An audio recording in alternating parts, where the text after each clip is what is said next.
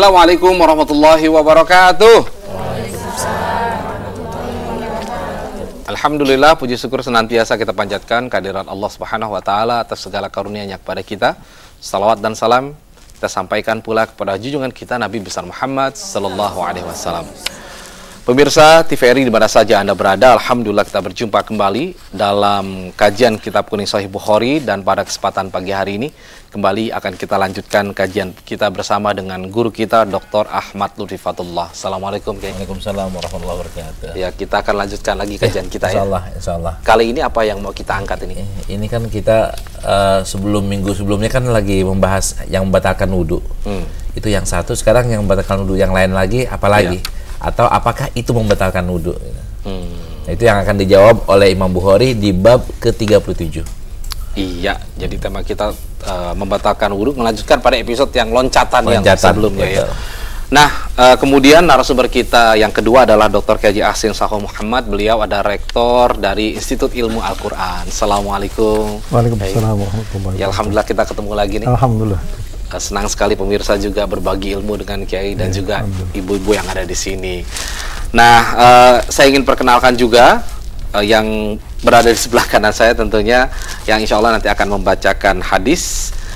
Beliau adalah mahasiswi dari Institut Ilmu Al-Quran, Saudara Isna Wulia Azizah. Assalamualaikum. Dan di studio telah kumpul nih ibu-ibu rame-rame sekali dengan seragam merah hitam gitu ya. Ya, dari wadah pink ya, yang pink mau tetap pink gitu ya. Majelis Ta'lim Nurul Falah Pondok Bahar Karangtengah Tangerang, pimpinan Ibu Munawati. Assalamualaikum warahmatullahi wabarakatuh. Saya tuh demen beribu-ibu tuh kalau setiap pengajian ya selalu cerah gitu, berubah-ubah terus. Satu minggu berapa kali pengajian, Bang? Seragamnya 5 juga berarti. Luar biasa. Memang itulah ya ciri khas daripada ibu-ibu. Mudah-mudahan saja ya seragamnya ini juga ya tetap semangat pengajiannya juga nggak kalah dengan semangat pakai seragamnya begitu ya. Dan juga yang di rumah kalau yang nggak punya seragam jangan malu. Aduh, saya nggak enak nih ikut pengajian. Kenapa bis ibu-ibunya pakai seragamnya bagus-bagus sih?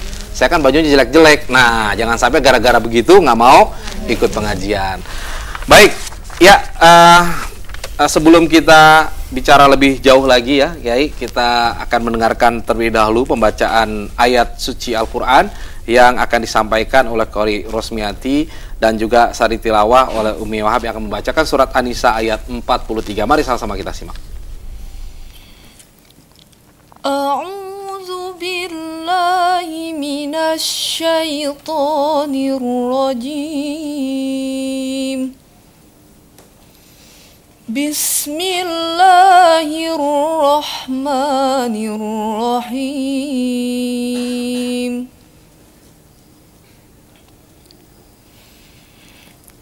Ya ayyuhalladzina amanu la taqrabus salata wa antum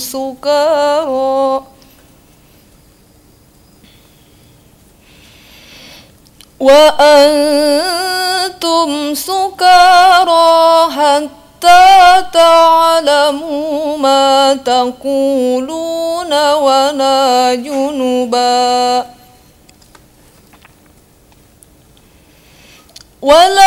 junuban illa abiri sabilin hatta tawtasilu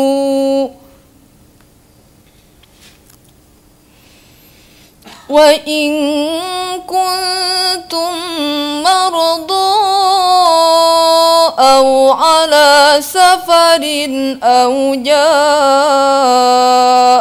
ahadum minkum minal ghaid aw jaa ahadum minal ghaiti aw lamastumun nisaa aw lamastum النساء فلم تجدوا ماء فتيمموا صعيدا طيبا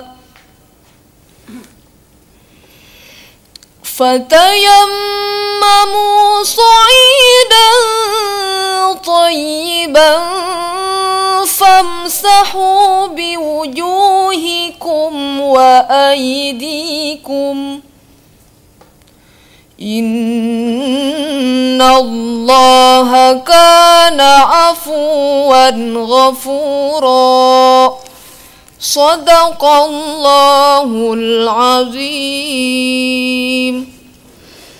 Aku berlindung kepada Allah dari godaan setan yang terkutuk dengan menyebut nama Allah yang Maha Pengasih lagi Maha Penyayang. Wahai orang yang beriman, janganlah kamu mendekati sholat ketika kamu dalam keadaan mabuk, sampai kamu sadar apa yang kamu ucapkan. Dan jangan pula kamu menghampiri masjid ketika kamu dalam keadaan junub, kecuali sekedar melewati untuk jalan saja sebelum kamu mandi junub.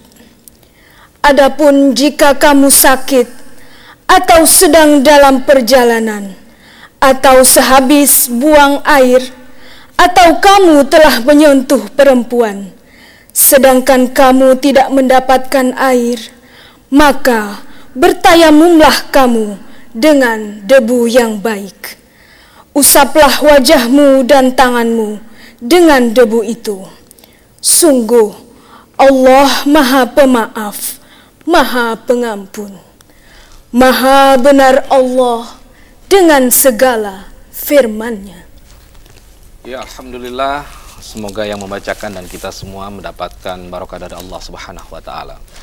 Ya, sebelum kita lanjut kajian kita, seperti biasa pada awal ini kami ingin mengajak pemirsa dan juga kita semua yang ada di studio ini untuk sama-sama membiasakan diri untuk selalu bersedekah. Nah, salah satu caranya adalah barangkali Anda juga bisa ya setiap tanggal berapa sesuai dengan ini kebutuhan masing-masing saja, di reminder barangkali di handphonenya atau di mana ya, Yai.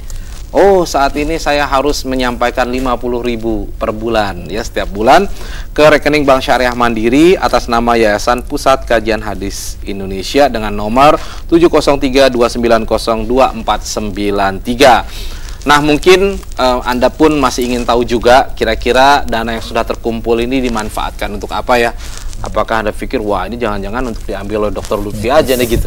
Nah, kita ingin tahu persis, dan seperti biasa Dr. Lutfi pasti ada aja hal-hal yang baru yang akan diperkenalkan kepada kita. Silakan dokter. Ya. Alhamdulillah Mas Agus nih, ya. Pak Kiai ini. Kita udah pesantrennya udah mulai bangun. Jadi per hari ini, per bulan Januari ini udah ada 3 bangunannya. Lapangan bolanya lagi dibikinin, lagi dirumputin ya. Dibikin rumput. Nah, nawaitunya nanti orang yang mau belajar itu pesantren keluarga misalnya. Jadi bapak sama ibunya datang ke sana sama anaknya. Nanti mereka ketika belum mau belajar makan, pas lagi mau makan disetelin video tentang cara Rasulullah makan berdasarkan hadis. Tinggal praktekin itu. Walhasil kan bapaknya tahu, ibunya tahu, anaknya tahu. Pas mau tidur buka televisi, ada monitor ya. Monitor ada cara Rasulullah tidur. Oh, Rasulullah tidur sebelah kanannya. Dan pesantren juga bisa dipakai buat pelatihan matematika dan hadis. Artinya orang belajar matematika tapi disisipi hadis. Nah, nanti buat orang-orang sekolah-sekolah yang mohon maaf yang kurang dananya bisa menggunakan buat outbound. Buat kampus atau buat apa, mau rakernas gitu. Boleh Pak Kiai itu. View-nya bagus banget. ada gunung gede, ada gunung Pangrango, ada sungai di bawahnya. Masya Allah. Ini pertanyaannya kalau ibu-ibu mau ke sana gimana nih gitu? Saya kelihatan dari muka-mukanya, waduh enak juga ke sana Bu ya. Pengen nggak Bu?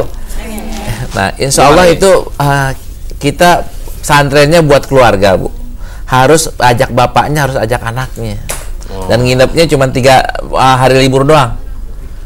Kecuali nanti pas musim liburan, anaknya itu seminggu diajarin umpamanya matematik atau sains atau data dan analisa atau komputer, maka seminggu dicekokin komputer plus hadis. Ini yang orang nggak punya Mas. Hadisnya ya amaliyah. Ntar bahkan tangganya ada 100 dari bawah ke atas itu ke gedung pertama itu ada 100 suruh baca Asmaul Husna sampai atas. Kalau seandainya nggak kurang atuh nggak bisa naik ya. Insya Allah doain mudah-mudahan apakah 2 bulanan lagi itu lebih sempurna lagi ya. Lebih sempurna lagi dan lebih sempurna lagi. Jadi ibu-ibu harus bawa suaminya sama anaknya. Kalau konsepnya kayak begitu. Konsepnya kalau cuma jalan-jalan sih nggak apa-apa. Tapi kalau umpamanya mau menyantren kilat ya 2 hari atau 3 hari harus sama suami dan anaknya. Iya, jadi jangan bilang bawa suami ribet. Ya ampun, udah kedengeran kayak begitu. Ya kan ntar suami juga begitu. Ngapain ngajak bini ribet? Ya sama-sama ribet, kagak pernah jalan bareng pengajian. Ya udah kalau gitu sebelum kita mulai pada kajian kita akan jeda dulu untuk yang satu ini tetap bersama kami dalam kajian Kitab Kuning Sahih Bukhari.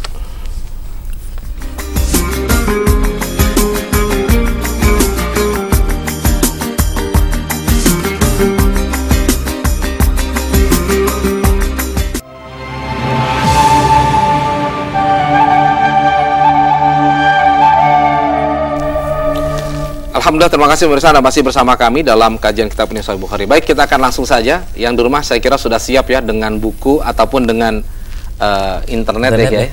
Bisa langsung nyantol gitu, ngebuka pid.pusatkajianhadis.com. Bisa langsung ketemu tuh. Nah, hadisnya kita langsung bisa buka ya, hadis Bukhari.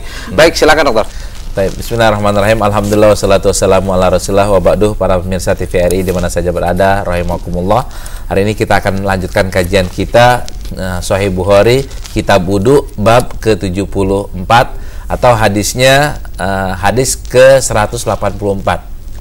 Ini tahun ketiga nih. Tahun ketiga udah 184. Kalau khatam 10 tahun lagi Mas baru khatam. Baik, ini babnya adalah bab yang membatalkan wudu. Babnya bab man lam yatawadda illa minal ghussil muthqil. Artinya adalah orang yang berpendapat bahwa tidak wajib wudu kalau tidurnya tidur ringan. Tapi kalau yang tidurnya tidur pulas itu dia wajib wudu. Kan kita sering tuh ketiduran atau tertidur atau nah itu apakah kalau kita tiduran itu harus wudu atau tidak? Kalau ngorok gimana? Nah, kita dengerin hadisnya gimana, riwayatnya kayak gimana, nanti kita kupas.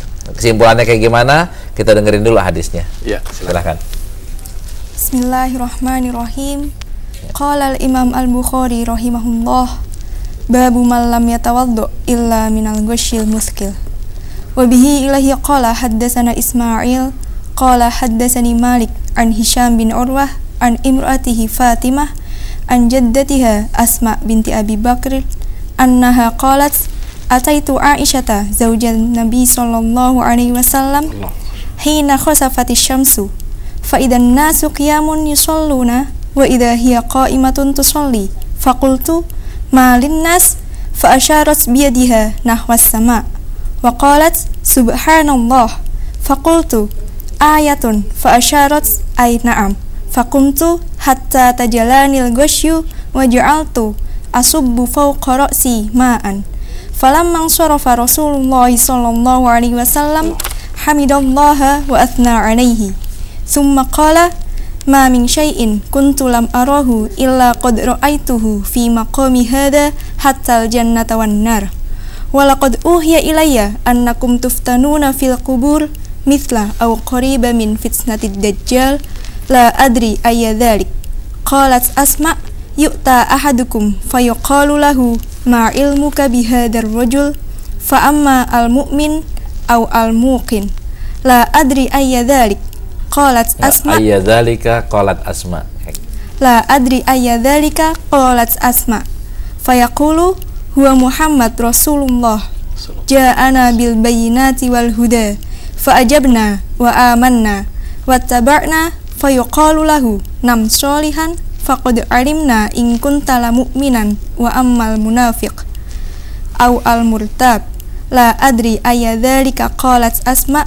Fayaqulu la adri sami'tun nasa yaquluna syai'an faqultuhu. Baik, kita lihat terjemah hadisnya kayak gimana. Ini babnya adalah bab tidak perlu berwudu kecuali jika tidurnya tidur pulas. Ya. Hadisnya kita lihat terjemahannya di bawah. Asma binti Abu Bakar radhiyallahu anha berkata, aku pernah menemui Aisyah, istri Nabi SAW, ketika terjadi gerhana matahari. Saat itu orang-orang sedang melaksanakan sholat, dan saat itu ia pun berdiri sholat. Setelah itu aku katakan kepadanya, apa yang dilakukan orang-orang? Aisyah lalu memberi isyarat dengan tangannya ke arah langit seraya berkata, Maha suci Allah.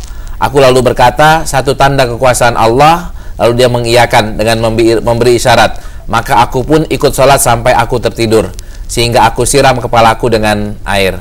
Selesai sholat, Rasulullah SAW mengucapkan puja dan puji kepada Allah. Kemudian baginda bersabda, tidak ada suatu pun yang belum diperlihatkan kepadaku kecuali aku sudah melihatnya dari tempatku ini hingga surga dan neraka.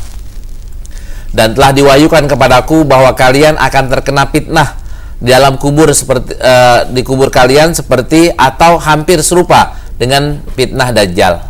Perawi ragu mana yang dikatakan Asma. Setiap salah seorang dari kalian akan didatangkan lalu ditanya kepadanya, apa yang kamu ketahui tentang laki-laki ini? Adapun orang-orang yang beriman atau orang-orang yakin, perawi lupa kalimat mana yang diucapkan Asma. Orang tersebut akan menjawab, dia adalah Muhammad utusan Allah.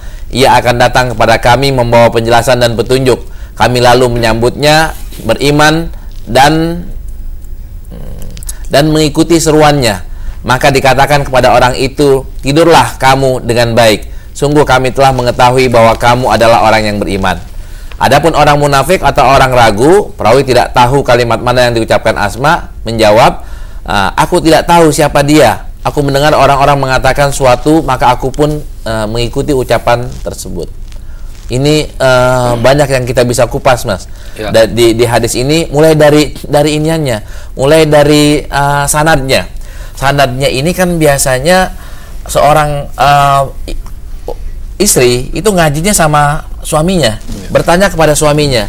Ini hebatnya adalah seorang laki-laki bertanya kepada istrinya,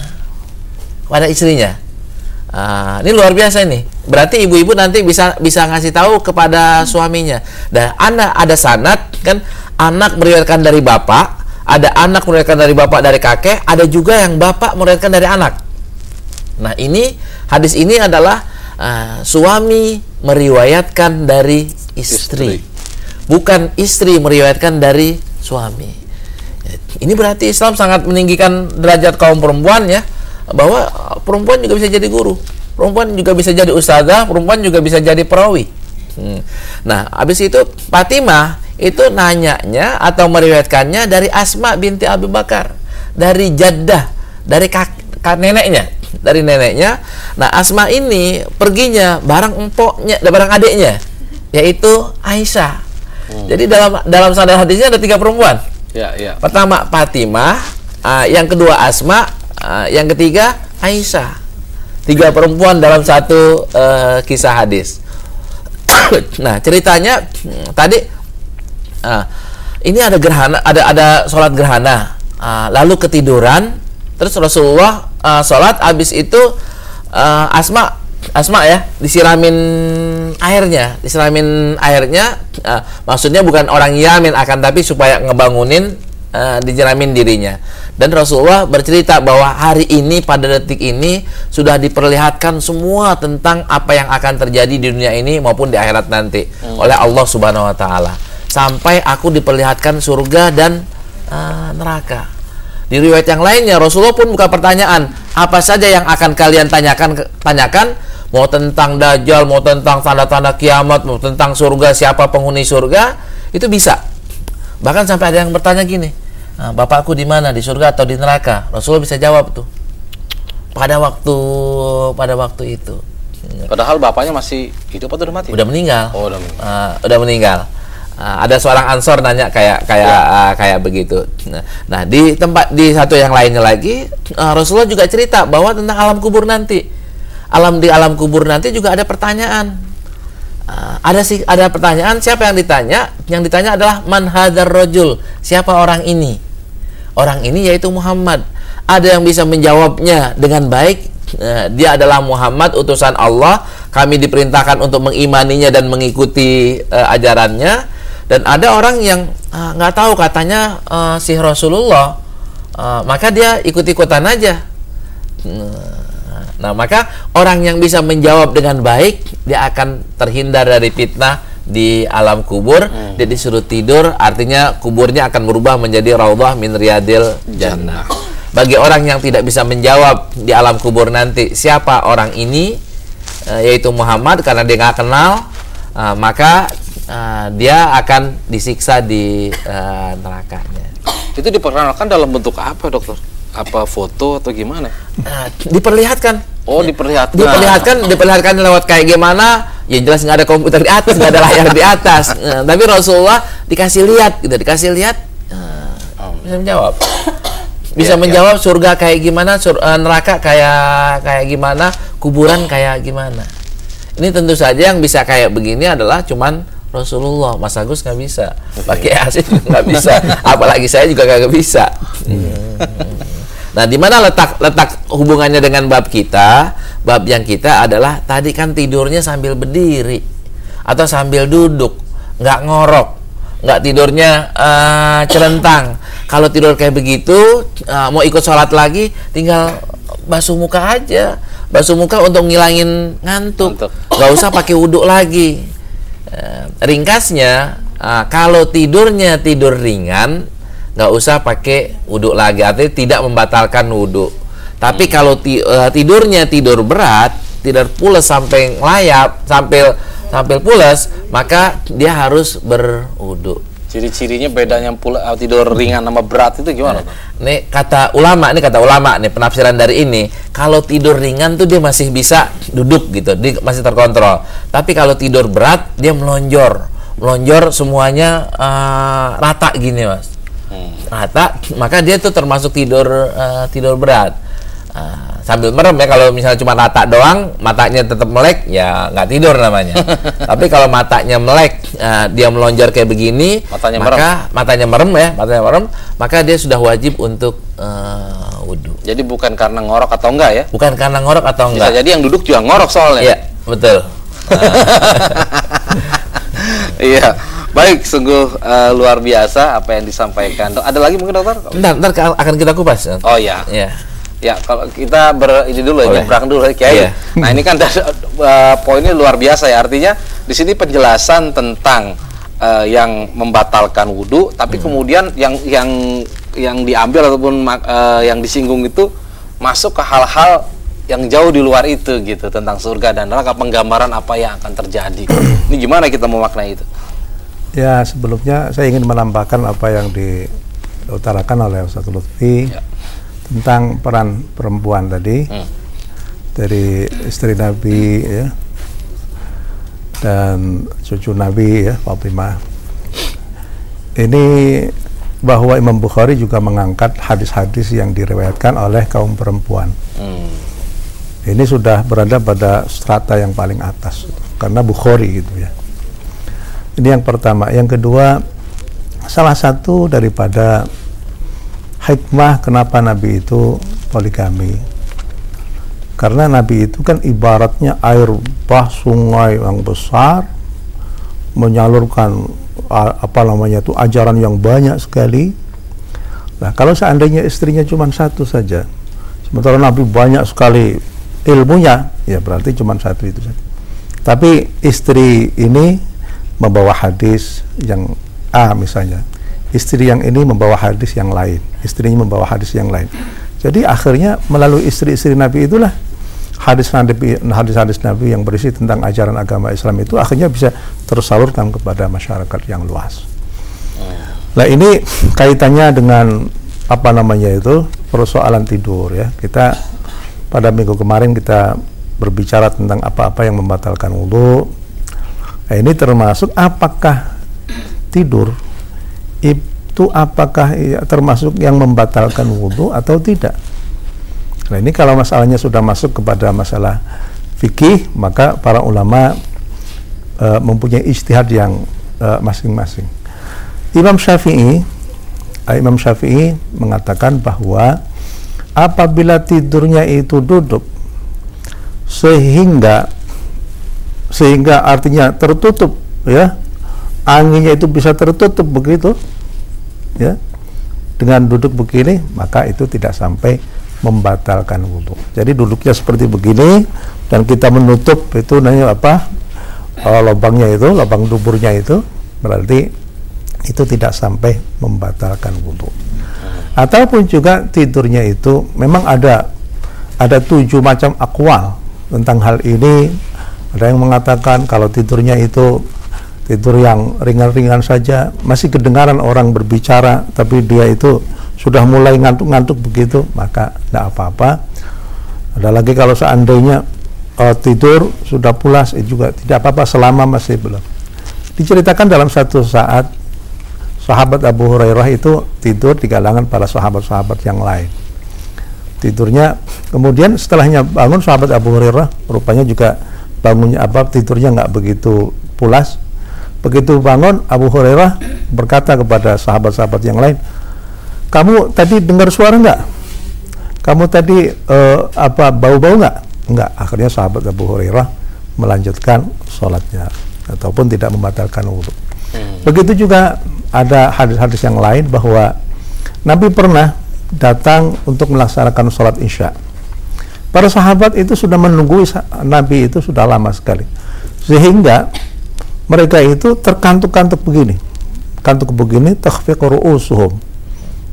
Nah, begitu Nabi datang sholat, mereka tidak melaksanakan wudu kembali. Jadi dengan demikian, tidur itu sendiri tidak sampai membatalkan wudu, kecuali ya apabila tidurnya itu tidur yang pulas, ataupun juga tidur kemudian dia duduk begini sehingga lubang duburnya itu sehingga bisa tertutup sehingga tidak ada angin yang keluar di situ.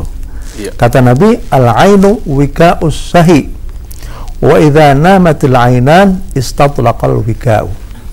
Memang hadis ini belum disebutkan oleh Imam Bukhari, ataupun juga karena tidak sesuai dengan persyaratan Imam Bukhari, tapi ini disebutkan di dalam kitab-kitab hadis yang lain. Al-ainu wika'us sahi, bahwa mata itu adalah menjadi ikatan dari lubang dubur itu. Apabila matanya itu merem begitu, maka ini terbuka begitu. Jadi kalau matanya kantuk, yang di bawah itu terbuka. Tapi kalau matanya itu melek begitu, artinya terbuka, yang di bawahnya itu tertutup. Nah, itu seperti ada sesuatu yang otomatis. Baiklah, betul akhirnya istatlaqal wika. Yang penting itu adalah bahwa seorang mestinya itu terus dalam keadaan wudu ya. Tapi apabila dia itu sudah masuk kepada kantuk, mulai tidur begitu bangun lagi, berarti dia sudah harus wudu lagi. Baik, ini sedikit saya potong. Dokter mungkin bisa melengkapi juga. Jadi sebenarnya yang membatalkan wudunya, ini kan saya tangkap ada 2 nih. Apakah karena memang ketika dia itu tidur ngantuk, kemudian misalkan kemudian kentut dia tidak sadar, ya kan berarti buang anginnya seperti hadis yang sebelumnya. Atau ketidaksadaran karena tidur. Nah, ini yang mana, dokter? Dua-duanya kayak gini. Di hadis yang lain Rasulullah bilang, kamu nggak tahu tuh tangan kamu semalam ada di mana. Kadang-kadang kan batalnya itu gara-gara kentut ya, itu bisa jadi, atau gara-gara tangan ini ditaruh di tempat yang salah. Kan Rasulullah bilang seperti itu. Nah, ketika taruh di tempat yang salah tanpa sadar ya, berarti kan sudah batal. Jadi kesadarannya uncontrolled. Tapi itu memang melakukan sesuatu tanpa sadar dengan tangan tadi itu termasuk yang membatalkan? Yang membatalkan. Iya. Karena dia nggak tahu gitu, dia nggak tahu. Nah, apakah kalau tidurnya itu tidur kan menyebabkan orang tidak sadar. Iya. Nah, karena tidak sadarnya itu berarti ada sesuatu yang dilakukan, jangan-jangan itu yang membatalkan. Bukan karena nih ya, kan tadi kan ada salah satu ayat yang dibacakan itu jangan sholat ketika dalam keadaan tidak sadar. Beda konteksnya dengan itu ya? Beda. Itu tidak sadar mabok kalau itu ya? Iya. Kalau ini tidak sadar karena tidur, tidak kontrol. Baik, nanti kan kita lanjutkan lagi, kita jeda dulu. Kita akan simak dulu yang satu ini, tetap bersama kami dalam kajian Kitab Kuning Sahih Bukhari.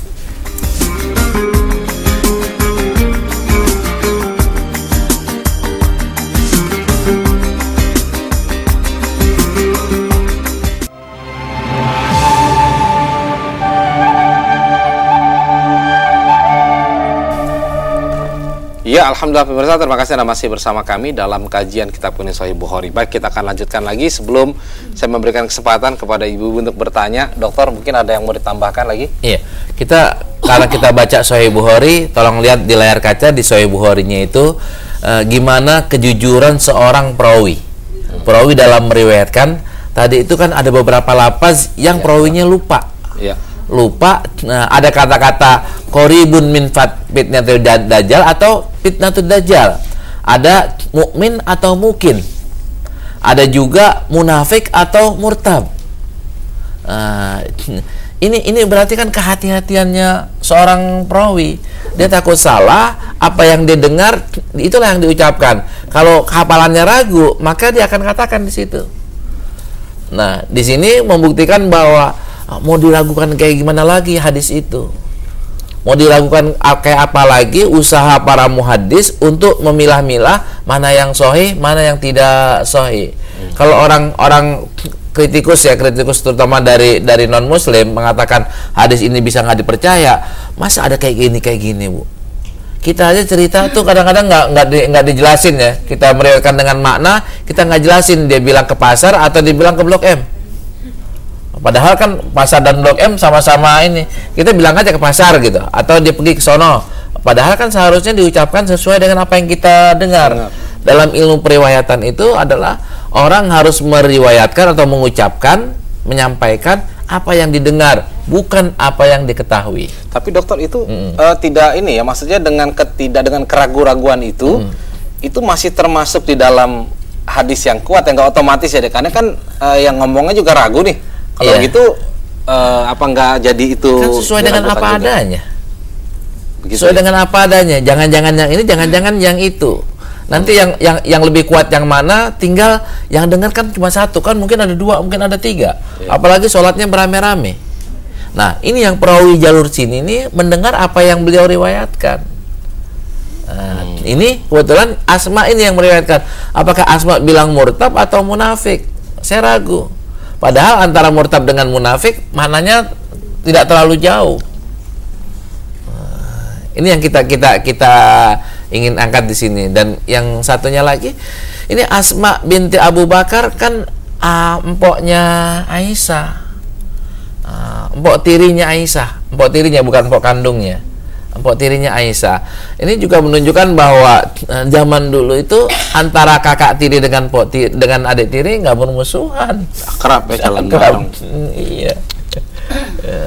Baik, udah dokter. Kalau gitu kita kasih kesempatan dulu ya kepada ibu-ibu. Silakan dari sebelah kanan dulu deh. Ya, silakan Ibu. Assalamualaikum warahmatullahi wabarakatuh. Waalaikumsalam warahmatullahi wabarakatuh. Nama saya Bu Dahlia dari Pondok Bahar. Saya mau nanya nih Pak Kiai. Tadi katanya disebutkan bahwa kalau tidur tuh nggak sadar ya Pak ya. Terus pertanyaan saya, kalau misalkan nih saya sudah berwudu, terus kepleset begitu Pak, terus jatuh, pingsan sebentar nggak sadar, apakah saya harus berwudu lagi atau saya langsung sholat gitu Pak Kiai? Ya, makasih Pak Kiai. Assalamualaikum warahmatullahi wabarakatuh. Salam. Emang pernah begitu Bu? Enggak Pak, cuma Oh, kalau ada yang begitu ya? Iya. Ya udah baik. Kalau gitu kita berikan kesempatan lagi kepada yang di sebelah kiri dulu, silakan. Assalamualaikum warahmatullahi wabarakatuh. Waalaikumsalam. Nama saya Bu Hasunah dari Majistal Ibnul Pala, Karangtengah, Banten. Yang saya sholat 4 rakaat. Yang terakhir pengen kentut gitu, saya tahan gitu. Terus akhirnya saya terusin. Yang saya ingin tanyakan, itu batal apa enggak sembahyangnya? Tapi enggak wudunya? kentut ya, nahan Iya, doang. nahan aja. Pas sudah selesai baru tuh, Bu. Iya. Wah, Iya, gitu. lega banget ya. Terima kasih. Assalamualaikum warahmatullahi wabarakatuh. Salam. Yang jelas sih menurut saya kasihan yang sebelahnya tuh udahan. Ya, berikutnya silakan. Masih ada pertanyaan lagi? Assalamualaikum warahmatullahi wabarakatuh. Waalaikumsalam warahmatullahi wabarakatuh. Selamat pagi Pak Kiai, Pak Ustadz, Mas Agus. Nama saya Ibu Munawati dari pimpinan Majelis Taklim Nurul Falah. Saya ingin mohon penjelasan dari Pak Kiai bagaimana prakteknya kalau wudhu yang tidak membatalkan tuh yang tadi dikatakan gigi ketemu gigi, rambut ketemu rambut, kuku ketemu kuku, itu tidak membatalkan wudhu. Saya mohon penjelasannya. Iya. Terima kasih atas jawabannya. Wassalamualaikum warahmatullahi wabarakatuh. Waalaikumsalam warahmatullahi wabarakatuh. Baik, saya kira langsung saja, Dokter. Iya, saya jadi pertanyaannya saya lupa jadi Mas. Yang mana dulu nih? Kalau yang pertama, yang pertama itu kepleset. Ya, langsung hilang ingatan. Tidak sadar itu adalah membatalkan wudu. Tidak sadar itu membatalkan wudu. Sama dengan orang gila. Orang gila itu membatalkan wudu karena gila. Terus mungkin kalau misalnya ada pendapat bahwa kalau gila batal, tapi kalau cuman pingsan sebentar nggak batal, maka kita ambil sikap adalah ketika terjadi hilapnya ini kuat banget, maka kita ambil lebih baik wudu daripada tidak wudu. Lebih baik wudu daripada tidak wudu. Kita ambil yang kayak gitu, Mas. Nah, khuruj minal khilaf nanti. Khuruj minal khilaf aula. Keluar dari perbedaan pendapat lebih baik. Itu jawaban yang pertama. Jawaban yang kedua, nggak batal. Udah kalau nahan, kalau selama dia belum keluar ya nggak batal. Karena wudunya tidak batal. Tapi konsentrasi mungkin ya, Dokter. Konsentrasinya hilang, gelisah. Iya, kan ada fikih itu, ada fikih sah atau khusyuk. Sah dengan khusyuk itu beda tuh, Bu. Antara sah dengan sah ketika rukun dan syaratnya itu memenuhi, maka jawabannya adalah sah. Tapi kalau khusyuk, belum tentu orang yang sholatnya rapi, cuma rapi, bisa khusyuk. Bahkan Ali radhiyallahu anhu pernah dites oleh Rasulullah, akan dikasih baju ya, baju dari Syam atau dari Syam, dari Syam itu dijanjiin baju aja itu udah bikin beliau tidak khusyuk. Apalagi ingat penggorengan masih nyala tuh apinya masih nyala, ya jelas nggak khusyuk. Apalagi kita perutnya kerukuk, itu nggak khusyuk. Tapi apakah sholatnya sah? Selama dia belum keluar, jawabannya adalah sah. Ini bicara sah sama khusyuk, Ibu ya, dibedain. Ya minimal lewat lah gitu. Sholatnya sah gitu. Sholatnya sah. Baik, tapi lain kali ya harus diinin dulu ya, Dokter ya, persiapan lebih mantap kali ya. Iya. Dia bisa. Ya habis. Ya, berikutnya. Biar Pak Kiai yang jawab nih.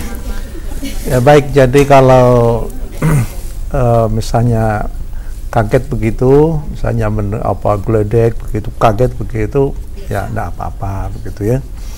Begitu juga apabila terpeleset kaget juga, ya enggak apa-apa juga. Yang bisa sampai pingsan sehingga akhirnya dirayang-rayang, itulah yang akhirnya ada satu pendapat dari ulama bagus, dan ini yang yang tadi dikatakan oleh Pak Rafi.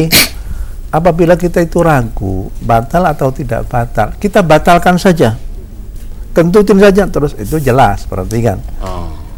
Jadi kalau seandainya tadi batal apa tidak, kentutin aja udah. Berarti jelas. Ngulang lagi gitu. Ngulang lagi. Dikentutin aja itu. Nah, terus ini yang pertanyaan Ibu ini memang ada juga hadisnya bahwa Nabi pernah berkata, la sholata bimudafa'atil akhbathaini. Sholat itu tidak akan sempurna kalau seandainya orang itu menahan-nahan kentut ataupun menahan-nahan buang air. Oleh karena itu akan lebih bagus orang itu menyelesaikan terlebih dahulu hal yang berkaitan dengan ini. Jangan sampai kita masih dalam keadaan begitu kemudian kita masuk sholat. Sebab kalau begitu nanti sholatnya kurang khusyuk dan itu kemana-mana itu. Nah ini kalau seandainya ibu misalnya begitu salam pertama langsung dikentutin, ya itu sudah nggak apa-apa karena dia sudah. Tapi jangan sampai salam yang kedua, jangan sampai diketerusin sama salam kedua. Cukup salam pertama saja, karena salam pertama itu wajib. Salam kedua itu hukumnya sunnah. Jadi jangan sampai kita memasukkan sesuatu yang sunnah ke dalam sholat yang wajib tadi. Jadi ini adalah merupakan tata cara bagaimana orang itu bisa sholat dengan baik, wudhunya wudhu yang baik dengan khusyuk juga. Kemudian pada waktu sholat dengan hati yang penuh dengan khusyuan, dan hati yang khusyuk itu apabila semuanya itu sudah sudah selesai, perlihatkanlah kepada Allah Subhanahu wa taala sesuatu yang paling terbaik dari sikap kita itu. Ya, ini yang mengagungkan Allah Subhanahu wa taala. Jangan sampai pada waktu kita ngantuk kita baru sholat. Setelahnya tinggal tidurnya saja sudah kantuk-kantuk, belum sholat isya, baru sholat. Hormatilah Allah pada saat kita dalam keadaan segar bugar. Begitu masuk sholat isya, waktu sholat isya, kita sholat isya. Jangan sampai menunggu sampai jam 12, di waktu kita sudah payah, sudah ngantuk, nanti sholatnya nggak khusyuk itu. Asal yang penting asal sah saja itu. Jadi dikatakan ada sah, ada yang berkualitas. Kalau sekedar sah saja, tapi kualitasnya masih kurang. Jadi oleh karena itu kita perlu menjaga dua hal tersebut. Yang pertama kesahihan sholat kita, dan yang kedua itu adalah kualitas dari sholat isya, yaitu melalui khusyuk di dalam sholat. Iya. Ya. Apalagi kalau sholatnya nunggu jeda iklan, Bu. Sinetron lagi bagus nih, iklan langsung Allahu Akbar. Lamaan dikit iklannya, lamaan dikit iklannya. Jadi bacanya lamaan-lamaan. Oke, kadang-kadang kita ya itulah berpacu dengan hal-hal yang seperti itu. Tadi satu lagi. Ya. Oh ya, jadi memang ini ibu ini rupanya sudah banyak membaca kitab-kitab fikih ya Bu ya. Jadi ini persoalannya adalah menyentuh kulit perempuan yang bukan mahramnya. Itu kan ya, ada yang seperti Imam Syafi'i itu membatalkan wudu. Kulit ya, memasak. Hanya saja masalahnya para ulama memberikan definisi apa yang dimaksud dengan massa itu. Massa itu kan memegang. Kalau seandainya rambut dengan rambut itu bukan dinamakan massa, maka oleh karena itu tidak sampai membatalkan wudu. Begitu juga misalnya kuku dengan kuku. Itu bagaimana gambarannya itu? Seorang lelaki dengan pacarnya, ayo. Yang tidak saya bukan masuk akal itu gigi dengan gigi. Itu. Tapi itu ada dong. Kiai, maksudnya penjelasan bahkan yang lebih parah lagi ya, atau lebih kurang logis, tapi di satu tempat bisa jadi logis. Contohnya adalah dalam fikih ya, bagaimana orang sholat nggak punya apa-apa kecuali satu lembar selampe gitu. Mana yang ditutup? Itu kan jadi itu di fikih ada. Sama orang sholat diikat ama babi atau ama anjing. Kan nanti dibedakan talinya basah atau talinya kering. Kan ini jarang sekali terjadi di kita. Tapi secara fikih itu dibahas. Itu hebatnya fikih Islam kayak begitu. Ini kalau di dalam kajian kita fikih itu namanya fikih takdiri. Fikih takdiri itu fikih yang diperkirakan apabila hal itu terjadi itu bagaimana. Ini masalahnya karena ulama masa lalu itu otaknya itu gede-gede. Lah, kemudian persoalan yang ada di dalam masyarakat itu kecil.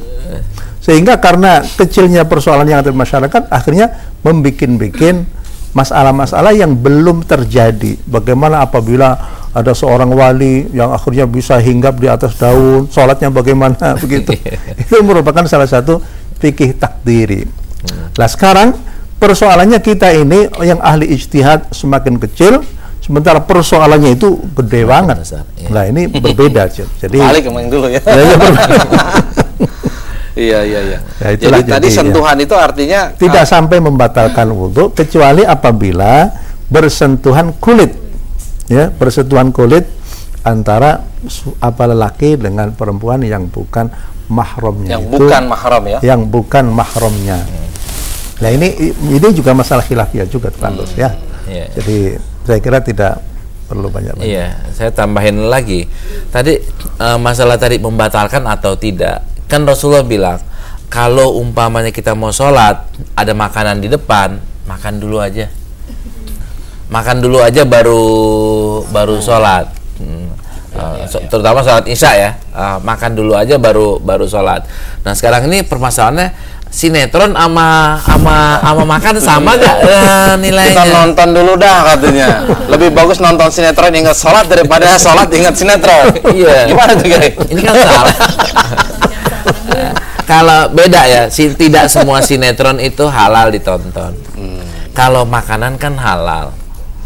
Kalau sinetron jawabannya bukan nonton sinetron dulu baru ini atau sholat dulu baru nonton sinetron, tapi matiin TV-nya, pindahin channelnya ke TVRI baru sholat.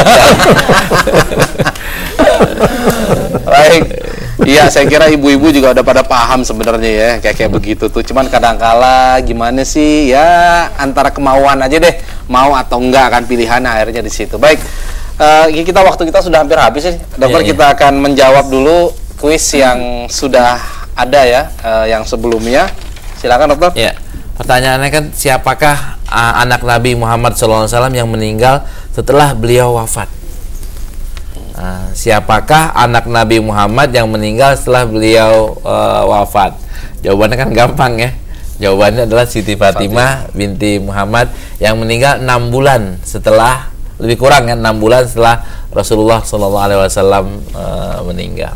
Subhanallah. Baik, yang berhasil untuk mendapatkan sebagai pemenang yang pertama adalah saudara Ihsan Budiarso di Wonosari, Klaten, Jawa Tengah.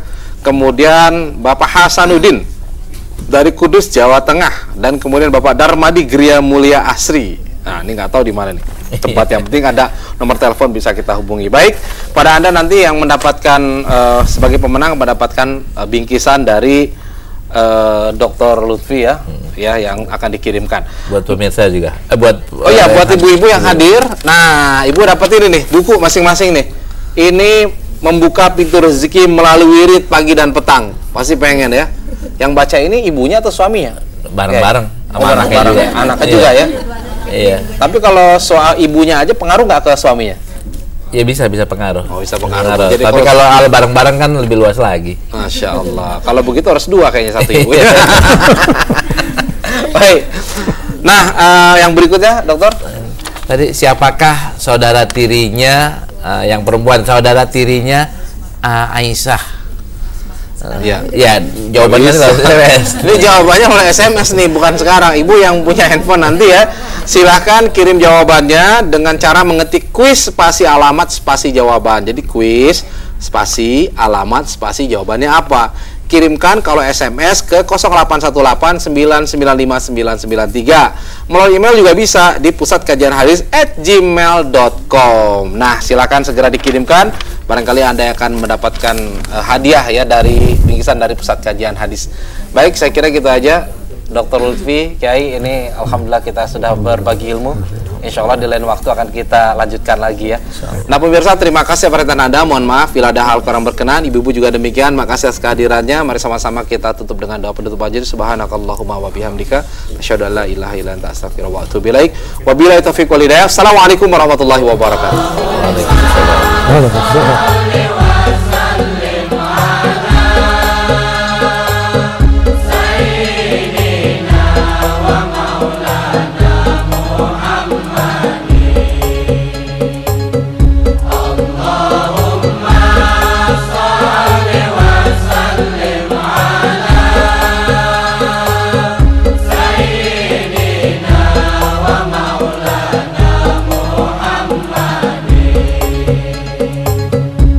Sayyidina Muhammadin wa ali